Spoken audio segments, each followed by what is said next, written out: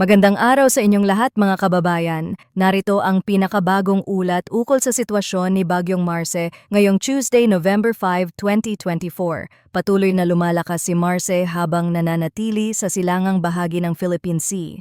May pagbabago kaya sa kanyang direksyon? Alamin natin. Bago ang lahat, huwag kalimutang mag-subscribe sa channel na ito para manatiling updated sa mga pinakahuling balita ukol sa lagay ng panahon. Ngayong umaga, ang severe tropical storm Mars ay huling namataan sa layong 735 kilometers sa silangan ng Baler, Aurora. Taglay nito ang maximum sustained winds na umaabot sa 110 kilometers per hour malapit sa gitna at may bugso ng hangin na umaabot sa 135 kilometers per hour. Kumikilos ito sa bilis na 25 kilometers per hour. Ang malalakas na hangin or gale force winds ay umaabot hanggang 580 kilometers mula sa sentro ng bagyo. Inaasahan na magpapatuloy si Marce sa direksyong west-northwest ngayong araw bago bumagal at lumiko patungong kanluran habang nasa Philippine Sea na malapit sa silangang bahagi ng extreme northern Luzon. Ayon sa forecast track, maaaring maglandfall si Marce sa paligid ng Babuyan Islands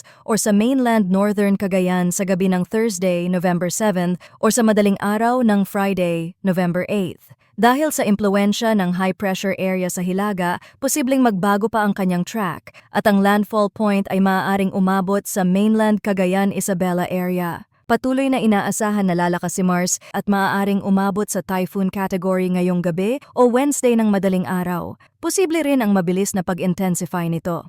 Sa kasalukuyan, nakataas na ang Tropical Cyclone Wind Signal number 1 sa ilang bahagi ng Northern Luzon. Ang mga lugar na ito ay maaaring makaranas ng malalakas na hangin sa loob ng susunod na 36 hours. Kabilang sa mga lugar na nasa ilalim ng Signal number 1 ay ang Batanes, Cagayan kasama ang Babuyan Islands, Hilaga at silangang bahagi ng Isabela, Hilagang Apayao at Hilagang Ilocos Norte. Mahalaga ring tandaan na ang northeasterly wind flow ay magdudulot ng malalakas hanggang sa gale force na bugso ng hangin sa mga lugar tulad ng Ilocos Sur, Aurora, Quezon at Camarines Norte ngayong araw. Bukas, ang mga lugar na maaaring makaranas pa rin ng malalakas na hangin ay ang Ilocos Region, Quezon, Camarines Norte, Camarines Sur, at Catanduanes. Itinaas na rin ang gale warning para sa mga hilaga at silangang baybayin ng Northern Luzon. Ang paglalayag ay mapanganib sa mga baybaying ito lalo na sa Batanes, Cagayan kasama ang Babuyan Islands